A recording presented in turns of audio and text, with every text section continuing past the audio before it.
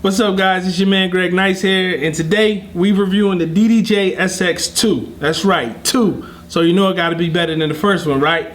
Let's get into it.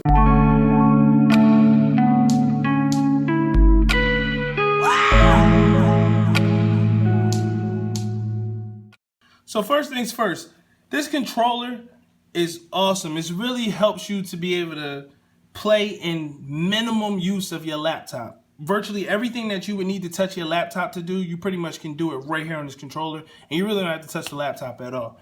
First and foremost, you got your effects bar. You can sign up to 3 different effects, and the knobs help you to control how wide or how tight you want that effect to come in. Then you can, of course, change how many beats you may want the effect to last for right here with the beat knob. Underneath that, you got your needle search, which is really nice because it helps you to be able to go to any point in the song almost instantaneously. And you don't have to worry about trying to spin the jog wheel or maybe something like that to try to find where you are in the song. And then definitely recommend, if you're playing though, lock the needle, because sometimes you could be in the middle of playing, you could hit an effect and your hand might touch the needle and just mess your whole mix up. So be mindful of that. You also got your censor mode to be able to take out the expletives in certain songs if that's what you want to do.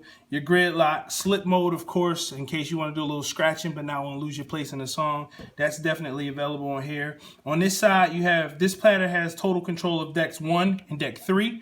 And then on this side, you have control of decks 2 and decks 4. Pitch slider, very nice, slick. And then it's cool because right here when you get to 0 or where the song, the pitch of the song actually belongs at, you'll feel it. It just gives you a little nudge to let you know that's where it goes. Down here you got your RGB pads as well as Serato flip and your loop mode, again making it virtually unnecessary for you to touch the laptop. With the cues, you can set up any cue point you want in the song, and the cool thing about this is you don't really have to, like, the cue points are color coded and it's integrated with Serato, so you can set as many cue points as you need and they're all color coded and you'll know exactly what that cue is because you set it, and you can change where exactly you want the color of the cue point to be. You can do that straight through the software as well, so it's really nice.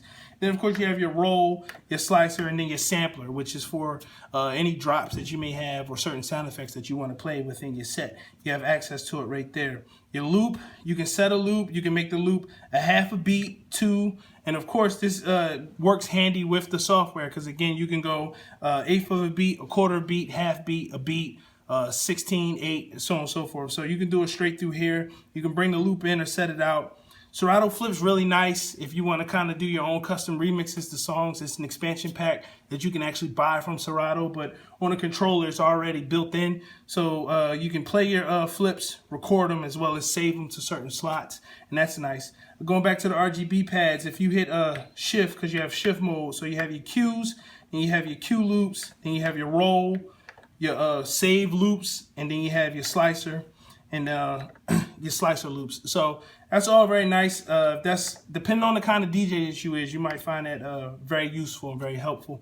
4-channel mixer straight down the line. You got a dedicated line for your microphone, which is really nice, especially when you're talking on the microphone. This particular cue button, each line has its own cue, but this cue button, if you're talking on the microphone, it'll drop the music out and let you say what you got to say, and then as soon as you're done talking, the music comes back in full volume. So that's really nice if you want to use that.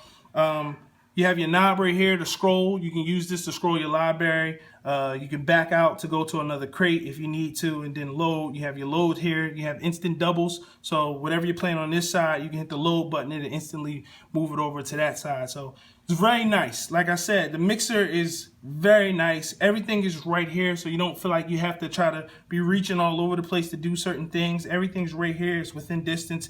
The crossfader's pretty nice. It's ready for DVS upgrade, so if you want to use it as a standalone mixer and maybe set up 2 turntables, you can do that. And the fader's not too bad. It's not exactly a cut fader, but it's not too bad. Pioneer did a nice job with that. Across the front, you got a 1/4-inch input and headphone input for your headphone jack. You also have a knob to adjust the volume on your headphones if you want, and then your crossfader curve. Across the back, all RCA inputs, booth monitor, booth level, which is 1/4-inch, and then you have an XLR output for your sound as well. So definitely nifty if you playing in a club or something like that. You should have all of the necessary adjustments. Again, Greg Nice, I highly recommend the Pioneer DDj-SX2, and I hope you enjoyed it if you get the chance to play with it.